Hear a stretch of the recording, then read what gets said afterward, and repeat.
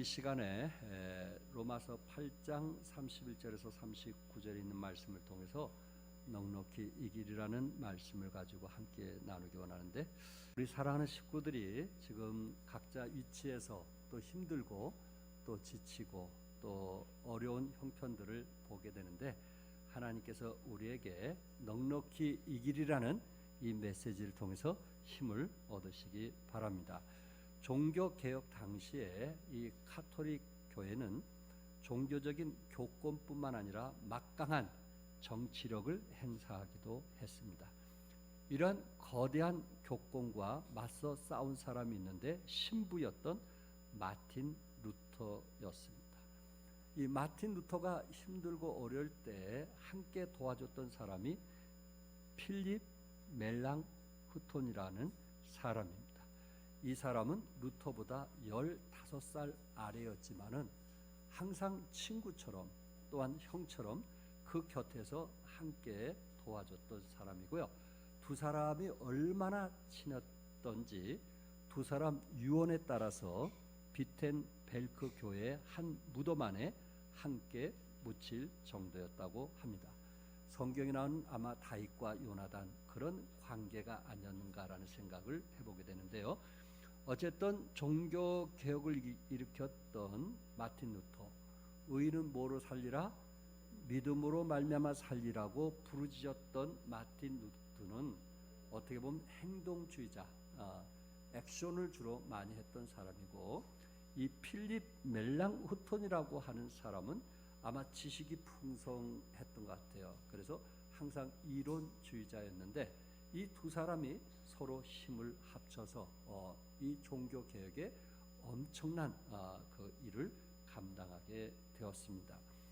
그런데 때로 이 마틴 루터라고 하는 사람이 이제 이런 종교 개혁을 일으키면서 힘들고 어려울 때 그 곁에서 그 친구가 뭐라고 항상 얘기했냐면은, 당신이 성경에서 발견한 진리를 진리라고 확신할 수 있다면 그 진리는 반드시 이길 것을 믿어야 하네. 반드시 뭐 할 것을? 이길 것을 믿어야 하네. 진정한 친구 아니겠어요? 힘들면 그만두게 그런 게 아니고, 어려우면 그만두게 그게 아니고, 그것이 성경에서 발견된 진리를 진리라고 할 수 있다면 그 진리는 반드시 이길 것을 믿어야 하네 라고 하면서 늘 격려를 하게 되었고요. 그 다음에 편지 쓸 때마다 빠지지 않는 성경 구절이 있는데, 그것이 여러분과 함께 읽었던 그 31절, 만일 하나님이 우리를 이해하시면 누가 우리를 대적하려? 하나님이 우리를 이해하시면 누가 우리를 대적하려? 이 말씀을 항상 편지 끝부분에다가 이 성경 구절을 써서 이제 건네주고 힘을 얻게 했다는 말씀입니다. 여러분, 내가 살아가면서 때로 지치고 힘든 이때에 우리 하나님께서는 여러분과 나에게 어떤 메시지를 주실까? 그 중에 첫째, 하나님은 누구 편이시라는 거예요? 우리의 편이다. 하나님은 나의 목자시다. 하나님은 나의 편이라는 것을 말씀을 하고 있습니다. 하나님이 우리를 이해하시면, 하나님이 우리의 편이 되시면 누가 우리를 대적하리요? 결국 하나님은 누구 편이세요? 우리 편이란 말이에요. 하나님이 우리를 이해하시면 아무도 우리를 대적할 사람이 없다라고 말씀을 했습니다. 하나님이 나를 이해하시고 내가 하나님께 속해 있다면은 세상에 어떤 것도 나를 해칠 수 없다라는 것을 말씀을 하고 있습니다. 그래서 하나님이 우리 편이시니 누가 우리를 대적하겠느냐? 이 말씀을 뭐 해야 되겠어요? 믿어야 되는 거예요. 아멘. 이 말씀을 뭐 하자고요? 믿어야 되는 거예요. 그런데 오늘 그 하나님은 우리 편이라고 말씀하면서 28절에 우리가 알거니와 하나님을 사랑하는 자 곧 그의 뜻대로 부르심을 입은 자들에게는 모든 것이 합력하여 뭘 이루리라? 선을 이루리라. 여러분이 좋아하는 말씀인데, 하나님은 우리 편이시기 때문에 그의 뜻대로 부르심을 입은 자들에게는 모든 것이 합력하여 선을 이루겠다. 하나님은 합력하여 선을 이루겠다는 것은 모든 것을 승리하겠다는 거예요? 패배하겠다는 거예요? 승리하겠다는 거거든요. 하나님은 합력하여 선을 이루시겠다. 하나님은 만물의 통치자시고 만물을 지배하시기 때문에 모든 것을 합력하여, 그때는 손해보는 것 같고 그때는 희생되는 것 같지만은 하나님은 결과적으로 우리에게 반드시 선하게 돌아가도록 해주겠다는 말씀입니다. 그러니까 합력하여 선을 이루겠다는 그 단어 속에는 그 두 가지가 포함되어 있는데, 그 중에 하나가 뭐냐면은 승리에 대한 확신입니다. 합력하여 선을 이루시는 하나님은 반드시 우리에게 무엇을 주신다는? 승리를 주신다는, 때로 우리에게 희생과 대가를 치르면서 아픔과 어려움이 있을지라도 반드시 하나님은 그 일을 아시고 하나님은 우리에게 승리를 주시겠다고 약속을 했습니다. 다니엘이 이제 바벨론의 포로가 되어서 얼마나 그곳에 뛰어나고 탁월했는지 다니엘이 젊은 나이에 총리가 되었습니다. 그랬을 때 주위에 많은 사람들이 그가 이방인이 총리가 되었다는 사실에 대해서 질투를 하기 시작을 했고, 또한 다리오 왕에게 이제 이 금령을 내리게 해서 다른 신에게 절하지 못하도록 했던 것입니다. 그래서 30일 동안 다른 신에게 절하지 못하게 했음에도 불구하고 다니엘은 자기 방에 들어가서 예루살렘을 바라보며 그리고 3번씩이나 기도했다고 다니엘서 6장 10절에 말씀을 했어요. 그것도 창문을 열고 닫고 열고 예루살렘을 바라보면서 3번씩이나 기도했다라는 것입니다. 그러니까 다니엘은 총리에 연연하지 않았어요. 다니엘은 명예나 권세에 연연하지 않았어요. 다니엘은 오로지 누구에게 영광 돌리고 싶었어요? 하나님께 영광 돌리고 싶었어요. 다니엘은 명예나 권세나 물질에 연연하면서 그가 총리가 되었던 그런 그 일에 대해서 교만하지 아니했다는 것입니다.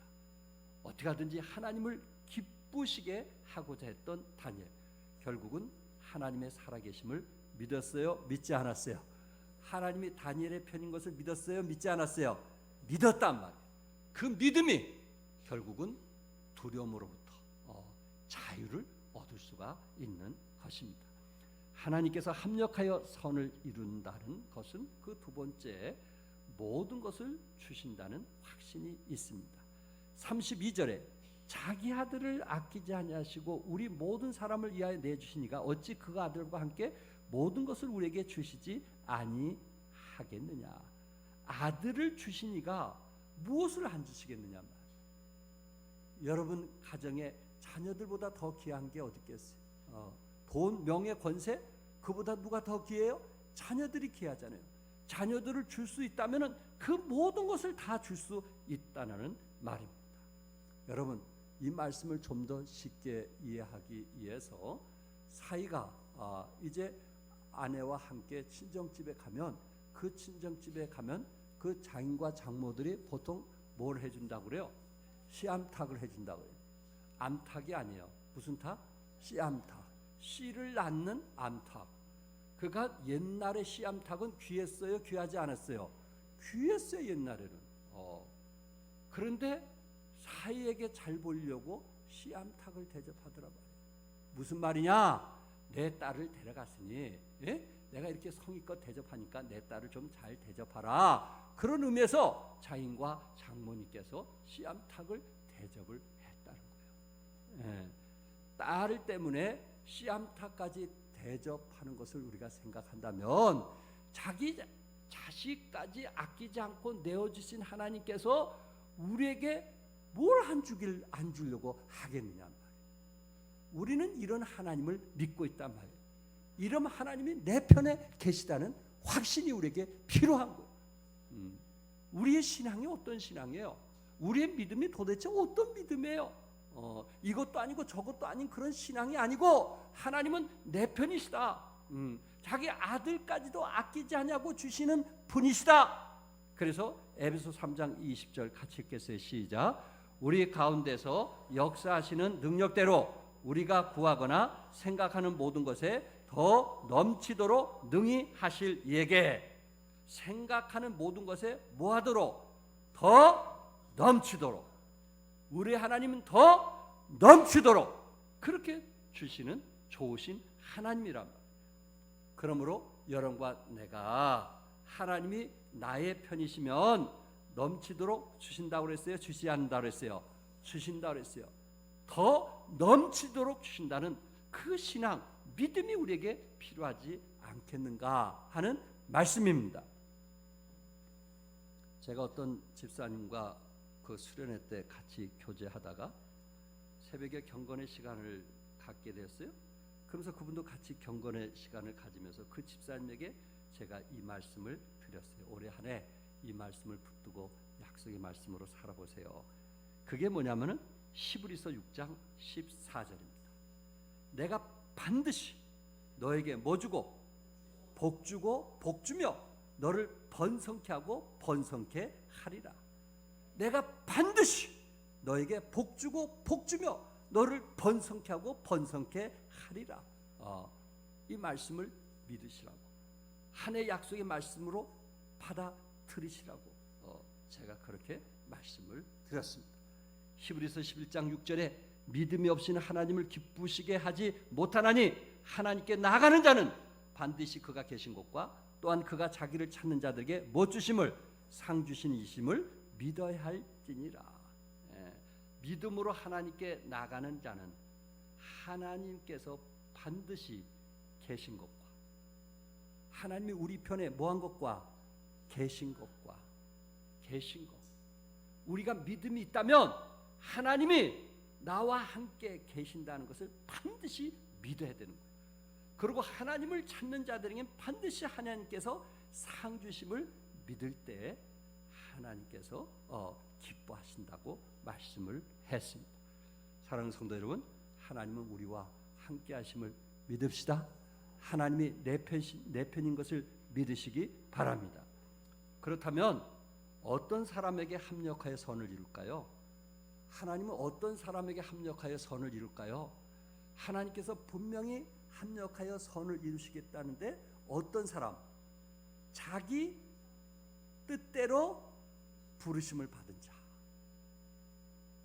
아버지의 뜻대로 부르심을 받은 자와 함께 합력하여 선을 이루시겠다고 말씀을 했어요. 그러면 아버지와 함께 아버지의 뜻대로 부르심을 받은 자가 누구일 것인가? 그것을 29절에서 30절에 구체적으로 말씀을 했어요. 하나님께서 우리 편이 되기 위해서 이미 하나님께서 우리를 아버지의 뜻대로 부르시고자 예비하셨고 약속을 하셨어요. 그 예비와 약속이 무엇인가? 한번 같이 읽겠어요. 시작. 하나님이 미리 아신 자들을 또한 그 아들의 형상을 본받게 하기 위하여 미리 정하셨으니 이는 그로 많은 형제들 중에서 맏아들이 되게 하려 하심이라. 또 미리 정하신 그들을 또한 부르시고 부르신 그들을 또한 의롭다 하시고 의롭다 하신 그들을 또한 영화롭게 하셨느니라. 아멘요.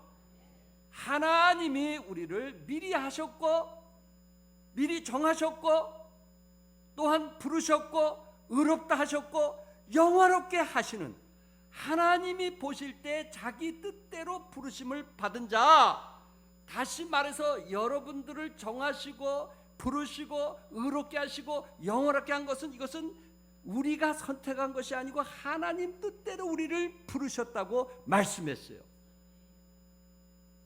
하나님이 우리 편이 되기 위해서 하나님이 우리를 정하셨단 말이에요. 어떻게 정하셨어요? 어떻게? 미리 아신 자, 미리 정하셨고 그리고 부르시고 의롭게 하시고 영원롭게 하시는 하나님이시란 말이에요. 앞으로도 하나님은 우리를 뭐하게 하시는 하나님? 영원롭게 하시는 하나님. 아멘. 우리를 뭐하게 하시는 하나님? 영원롭게 하시는 하나님. 우리의 몸이 썩어질 몸으로 이 땅에 죽을 수도 있지만 이 몸을 영원롭게 하셔서 하나님께서 천국으로 이제 부활하게 하시는 하나님, 그것을 예정하셨단 말이에요. 우리는 죄인입니다. 구원받을 만한 가치 있는 존재가 아닙니다. 그럼에도 불구하고 하나님께서 우리를 예정하셨어요. 창세전에 그리스도 안에서 우리를 모아사 택하사 여러분과 나를 이미 창세전에 택하시고 부르셨다고 말씀을 했습니다. 여러분, 하나님께서 우리 편이라는 것을 강조하기 위해서 어떤 분이 쓴 글을 이제 보면 뭐라고 했냐면은 그 원문의 29절과 30절에 하나님이라는 주어가 8번이나 나왔다는 거예요. 하나님이 미리 하셨고, 하나님이 미리 정하셨고, 하나님이 미리 정하신 그들을 하나님이 부르셨고, 하나님이 부르신 그들을 하나님이 정하셨고, 하나님이 부르신 그들을 하나님이 의롭다 하셨고, 하나님이 의롭다 하신 그들을 또한 하나님이 뭐하게 하셨더라? 영화롭게 하셨습니다. 하나님이 내 편이라는 것을 말씀하기 위해서 하나님께서 미리 하셨고 정하셨고 부르셨고 또한 의롭게 하셨고 영화롭게 하셨다는 말씀을 하셨다는 거예요. 그런데 아셨고 부르셨고 정하셨고 의롭게 하셨고 영화롭게 하셨다는 이 5개 동사가 전부 과거 동사라는 거예요. 과거 동사. 우리 한글에는 하나님이 영화롭게 하셨다는 것은 미래로 기록이 되었는데 이것이 과거 동사로 써졌다는 거예요. 하나님께서 이미 창세전에 우리를 택하셨고, 그리고 하나님께서 아셨고 정하셨고 부르셨고 의롭게 하셨고 영화롭게 하셨다는 것은 하나님께서 이미 과거에 우리를 그렇게 삼겠다고 약속을 하셨다는 거예요. 과거에 하나님이 우리를, 여러분과 나를 뭐하게 하셨다고요? 영화롭게 할 것을 약속하셨다. 그러면 이루어지겠어요? 이루어지지 않겠어요? 이루어지신 거예요. 그러하신 하나님이 누구 편이 되시는 거예요? 내 편이 되시는 거예요. 그런 하나님이 내 편이 돼서 우리를 넉넉히 이기게 하신단 말이에요. 그게 얼마나 감사해요.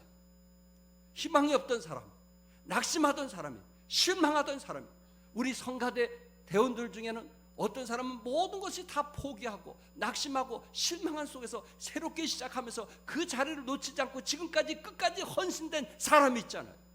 누구 때문에? 하나님이 내 편이시니까. 하나님 나와 함께한 것을 믿기 때문에.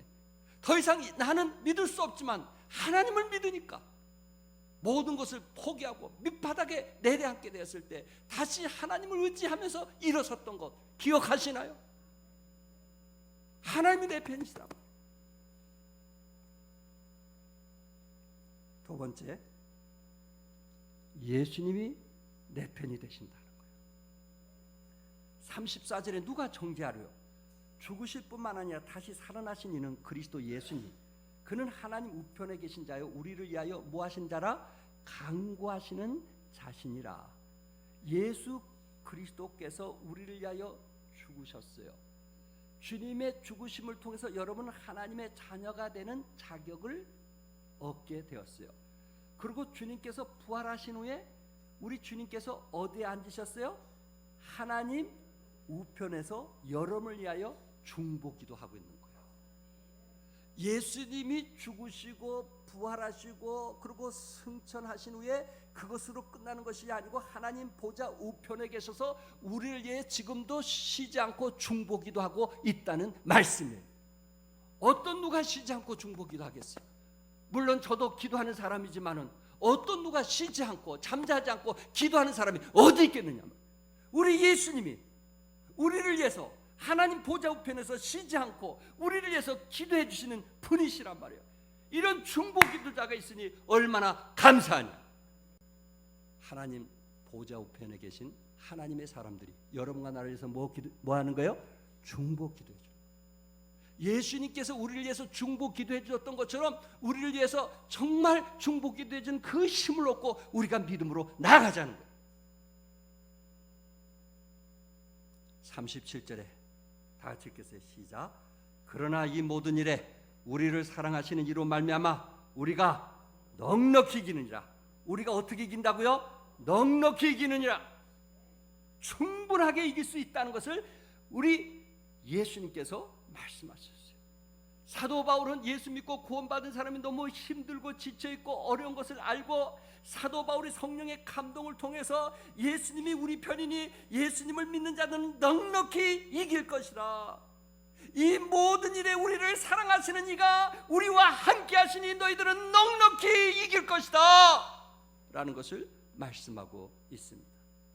어떤 분야에서 넉넉히 이길 수 있을까요? 그때 예수 믿는 사람들이 많은 핍박과 어려움을 당할 때 어떤 구체적인 어떤 부분에서 우리가 넉넉히 이길 수 있을까요?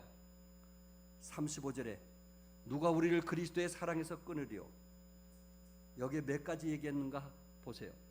환난이나 공고나 박해나 기근이나 적신이나 위험이나 칼이라. 몇 가지예요? 7가지. 그리고 38절과 39절에 여기는 몇 가지인가 한번 보세요. 내가 확신하노니 사망이나 생명이나 천사들이나 권세자들이나 현재일이나 장래일이나 능력이나 높음이나 깊음이나 다른 어떤 피조물이라도 우리를 우리 주 그리스도 예수 안에 있는 하나님의 사랑에서 끊을 수 없느니라. 어떤 피조물이라는 다른 어떤 피조물 그거 빼고 몇 가지예요? 9가지. 그럼 또한 몇 가지예요? 16가지 항목을 언급하고 있는 거예요. 한마디로 말해서 하늘에 있는 것이나 땅에 있는 것이나 현재 것이나 미래 것이나 그 어떤 것으로도 우리를 예수님의 사랑으로부터 끊을 수 없다. 주님의 사랑으로서 어떤 일이 있어도 우리를 분리할 수 없다라는 것을 말씀하고 있습니다. 하영록 회장님이 회장 일을 하다가 결국 이분이 목사님 되셨어요. 그래서 잠언 31장이라는 책을 출간하게 되는데 그 책자 속에서 이분이 어릴 때 부모님 따라 미국에 이민을 가게 되었고 그리고 명문대학을 졸업해서 29살에 회사에 중력이 되었다고 합니다. 그러니까 그 나름대로 29살에 좋은 회사에 들어갔으니까 그 나름대로 성공을 한 거예요. 성공을 한 거예요. 그래서 그 나름대로 교만하기도 했고 그 나름대로 이제 자신의 꿈을 가지고 살았다고 합니다. 그런데 어느 날 심장 근육이 죽어가는 거예요. 병원에 갔더니 심장 이식이 필요하다는 결과가 나왔어요. 당시 아내는 2살, 3살 된 딸을 둔 처지였다고 합니다. 그 나름대로 성공했다고 생각을 했고 그 나름대로 잘 나간다고 생각을 했는데 심장 근육이 멈춰가면서 심장 수술을 해야만 되었던 것입니다. 그 순간 사람은 결국 누구를 찾게 돼요? 하나님을 찾게 돼요. 그가 그래도 학생 시절에 미국에서 교회 생활했던 것을 기억하고 하나님 살려달라고 외치기 시작을 했다고 합니다. 어느 때보다도 간절히 기도했다고 합니다. 2번째 심장 이식 수술을 받아야 할 때 하나님께 기도하면서 갑자기 이런 생각이 들더라는 거예요. 하나님, 내가 심장만 고쳐달라고 할 것이 아니고 하나님, 내 삶을 좀 변화시켜 주시옵소서. 내가 심장만 고쳐달라니까 미안하더란 거예요. 그동안 자기가 원한 대로 살아왔고 그리고 교만하게 이루 말할 데 없고 그리고 자기는 성공했다고 이 사람 저 사람 돌아다니면서 자랑했던 그것이 너무 하나님께 송구스러워졌다는 거예요. 그러니까 하나님, 내 심장병 치료는 원하지만 그러나 하나님이 원하실 때는 이 심장병 치료를 통해서 내가 뭐 되기를 원할까요? 변화되기를 원하는 것이 아닌가, 그 생각이 번뜩 들더래요. 그래서 이분이 2번째 심장 수술하기 전에 신앙생활을 하면서 하나님께 하루 종일 기도 시간을 갖고 그리고 집중적으로 내 삶의 변화를 위해서 기도하기 시작을 했다고 합니다. 그리고 그분이 2번째 심장 수술한 후에 이제 병원에서 성경을 2번이나 창세기부터 요한계시록까지 2번을 이제 띄기 시작을 했는데 그 가운데 눈에 확 와닿는 성경 구절이 있었다는 게, 그게 뭐냐면은 오히려 성경 말씀에 내 이웃을 내 자신같이 뭐하라? 사랑하라. 그것이 자기 마음에 크게 울리더라는 거예요. 아마 교회 오래 다닌 사람은 이 말씀이 내 마음에 울렸다는 게 무슨 말인지 이해가 될 거예요. 성경을 보는데 그 말씀이 다른 어느 때보다도 울리는 거예요. 이분은 심장 치료하면서 내가 좀 변화된 삶을 살게 해달라고, 이렇게 살지 않고 좀 변화된 삶을 살게 해달라고 했는데 그 말씀이 자기 마음에 울림이 오기 시작했다고요. 그래서 그분이 병원에서 한 1년 이상 치료하면서 회사를 그만두고 사업을 하기 시작하면서 그 사업의 비전이 뭐냐면은 우리는 어려운 자를 위하여 존재한다 하고 이렇게 딱 액자로 만들어서 썼다는 거예요. 우리는 어려운 자를 위하여 존재한다. 그러니까 내가 하는 이 사업은 이제는 내 자신, 내 가족을 뛰어넘어서 이웃을 위해서 사업을 하겠다 하고 믿음으로 시작을 했다. 이분이 할 수 있는 것은 머리가 좋으니까 할 수 있는 일이 뭘까? 그 설계 사업을 하는데 이 주차장, 미국에는 주차장이 없으면 안 되잖아요.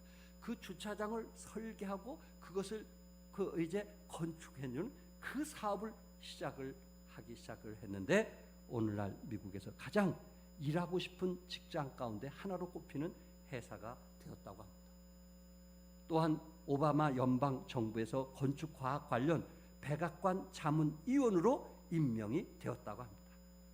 KBS 글로벌 성공 시대에서도 이분이 소개되었다고 합니다. 결국 이분이 심장 수술을 하면서 의지할 분 누구였을까요? 하나님. 막다른 골목에 가면은 저도 그렇게 할 것 같아요. 하나님 도와달라고 기도할 것 같아요.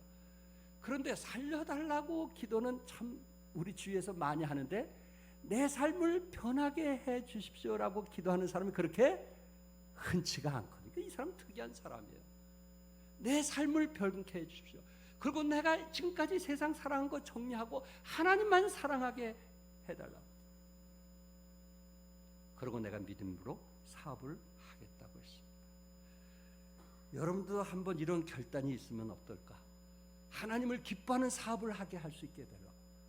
하나님을 섬길 수 있는 사업을 하게 해달라고. 내 삶에 변화를 줄 수 있는 그런 사업을 하게 해달라고 하면 어떨까? 왜? 우리 예수님께서는 기도하는 자에게 넉넉히 이기게 하시기 때문에 그렇습니다. 어떤 누가 기도하든지 지금까지 너희가 내 이름으로 아무것도 구하지 않았으나 구하라 그러면 받으리니 너희 기쁨 뭐하리라? 충만하리라고 이미 약속하셨으니까 우리가 하나님의 약속을 믿고 포존할 수 있는 그런 마음, 낙심하고 실망하고 원망하고 불평하고 짜증내고 화내는 그런 믿지 않는 사람의 모습이 아니고 오히려 기뻐하고 즐거워하고 감사하면서 하나님의 능력을 믿고 승리하는 여러분과 내가 되어보시기를 바랍니다. 끝으로 누가 또 우리 편이라 했어요? 누가 우리 편이에요? 성령님마저도 우리 편이시라는 거예요. 성령님마저 우리 편이시라는 거예요. 이야, 26절 27절 잘하는 말씀이니까 한번 또박또박 잘하는 말씀일수록 또박또박 읽어야 되는 거예요. 함께 읽겠습니다. 시작.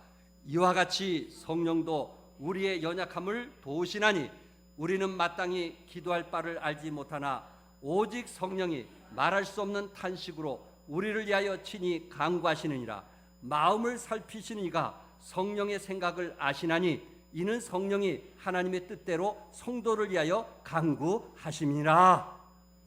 성령께서는 말할 수 없는 탄식으로 우리를 위하여 간구하시면서 우리를 돕겠다고 말씀을 했습니다.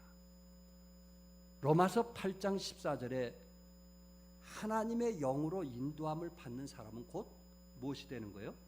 하나님의 아들이라. 하나님의 영, 성령의 인도함을 받으면서 살아가는 사람이 하나님의 아들이라 말이에요. 그러니까 성령께서는 하나님의 자녀들을 인도하세요? 인도하지 않으세요? 인도하시는 거예요. 성령님은 우리를 도와주시는 분이신 거예요. 보혜사라고 하는 그 단어, 보혜사라는 단어, 이 파라클레토스라는 단어인데, 파라라는 곁에 있다는 단어와 칼레오라는 부르다는 단어의 합성어입니다. 성령님이 우리 안에 내주하고 계시면 우리 곁으로 불러 도와주도록 한 존재, 좀 더 쉽게 말하면 도움이라는 거예요. 도움이. 성령님이 우리의 뭐가 되시는 거예요? 도우미가 되어주시는 거예요. 성령님이 우리를 도와주겠다는 거예요. 내가 너를 넉넉히 이기게 하기 위해서 내가 너를 도와주겠다는 거예요. 구약시대는 하나님, 신약시대는 누구예요? 예수님. 은혜시대는 누군가요? 성령님이시잖아요. 여러분과 내가 살아가는 그 시대에 성령께서 우리를 도와주셔서 넉넉히 이기게 하시겠다고 말씀하셨어요. 성령님은 어떠하신 분인가요? 요한복음 14장 7절에 진리의 길로 인도하신다고 그랬어요. 우리 인생의 바른 길, 진리의 길로 인도하신다고 그랬어요. 요새 젊은이들이 정말 세상의 길로 얼마나 많은 사람들이 찾고 있습니까? 그런데 성령님이 우리를 바른 길로 인도하시겠다고 그랬어요. 또한 성령님이 우리를 보호해 주겠다고 그랬어요. 이 보혜사라는 단어 속에 보호자라는 뜻이 포함되어 있어요. 우리를 보호해 주겠다고 그랬어요. 또한 성령님은 우리를 뭐 한다고 그랬어요? 위로해 주겠다고 그랬어요. 위로의 영. 여러분이 힘들고 아플 때 위로해 주시고 우리를 보호해 주시고 그리고 바른 길로 인도해 주시겠다고 말씀했어요. 왜? 넉넉히 이기도록 하시기 위한 것입니다. 저는 이 말씀 속에서 여러분과 함께 좀 같이 감동이 되었으면 하는데, 그 26절에 성령도 우리의 무엇을 도와주신다고요? 무엇을 도와주신다고요? 연약함을 도와주신다고 했어요. 그러니까 여러분들 살아가면서 연약한 부분이 있어요, 없어요? 나약한 부분이 있어요, 없어요? 우리에겐 모두 다 단점이 있어요. 여러분, 완벽한 사람 아무도 없어요. 우리가 잘난 것도 있지만 못난 것도 있는 거예요. 그런데 우리 주님은 우리의 그 연약함을 도와주기 위해서 우리 안에 계신다고 말씀했어요. 그런데 이 말씀 속에 우리 주님께서 우리를 도우시기 위해서 어떤 역할을 하시냐면 이루 다 말할 수 없는 탄식을 하신다는 거예요. 무슨 탄식? 무슨 탄식? 말할 수 없는 탄식을 하신다고 그래요. 아니, 성령님이 무슨 죄가 있다고 우리를 위해서 탄식까지 하신가? 이루 말할 수 없는 탄식을 하신다는 거예요. 우리 자신들이 얼마나 연약한가? 우리는 내일 일도 모르는 사람 아닙니까? 우리는 내일 일에 어떤 일을 당할지도 모르는 사람 아닙니까? 그런데 성령님은 그것을 아시고 이루 말할 수 없는 탄식을 하신단 말이에요. 하나님, 저분이 이러면 안 됩니다. 하나님, 저 사람이 이런 일을 당해서는 안 됩니다. 이 고통을 당해서는 안 됩니다. 자녀들이 저렇게 빠져서는 안 됩니다 하면서 이루 말할 수 없는 탄식을 하시는 분이 성령님이시란 말이에요. 이루 말할 수 없는 탄식을 한다는 그 말은 여러분과 내가 살아가면서 이루 말할 수 없는 일이 있다는 거예요, 없다는 거예요? 있을 수 있다는 거예요. 내일이라도 하나님이 탄식하지 않으면 우리 사업이 무너질 수도 있고, 내일에도 우리의 생명이 끊어질 수도 있는 이루 말할 수 없는 그 탄식을 왜 우리 예수님께서 성령님 통해서 하게 하시느냐 말이에요. 우리 편이 되기 위해서 하는 거 아니에요? 우리를 도와주기 위해서 하시는 거 아니에요? 그 탄식이라는 그 단어는요, 그게 해산의 고통이라는 단어와 같은 의미라는 거예요. 어머니가 내 안에는 생명을 위해서 몸이 찢어지고 아픔을 느끼는 그 고통 속에서도 참고 견디고 인내하는 그 고통이 우리 예수님께서, 성령께서 우리를 위하여 뭐 하시는 거예요? 탄식하는 거란 말이에요. 왜 예수님 나를 위해서 이렇게 탄식하실까? 내가 얼마나 힘들게 하면 예수님이 나를 위해서 이렇게 탄식하실까? 그런 생각 한번 해보지 않았어요? 우리 주님 우리를 위해서 탄식하시고 있는 거예요. 해산의 고통처럼 지금도 탄식하고 계시는 거예요. 왜? 우리 편이 되어주지 않으면 내일이라도 저 사람이 어떻게 될지 모르니까, 성령님은 하시니까 그 길을 가지 말라고 도와주기 위해서 탄식하고 계시는 거예요. 근데 우리 예수님께서 말할 수 없는 탄식, 우리가 잘 되도록, 우리 자식들이 잘 되도록, 우리가 정말 이 땅에서 승리하도록, 이기도록 말할 수 없는 탄식까지 하시는데, 기도 생활하지 않고 살아간다면 우리 성령님이 얼마나 더 답답하실까라는 생각을 제가 해보는 거예요. 우리 성령님은 답답하셔도 탄식하시겠어요? 안 하시겠어요? 하시는 분이시거든. 아멘? 하신단 말이에요. 내가 뭐 잘났다고, 뭐 능력 있다고, 그런데도 탄식하고 계신단 말이에요. 이게 얼마나 고맙고 감사하냐 말이에요. 그러니까 그런 것을 생각한다면 우리가 조금이라도 주님 앞에 기도하면 얼마나 예쁘겠느냐 하는 거예요. 얼마나 예쁘겠냐 말이에요. 뭐가 잘났다고, 하나님 없이도 살 것처럼 그런 주의 교만한 사람이 얼마나 많아요.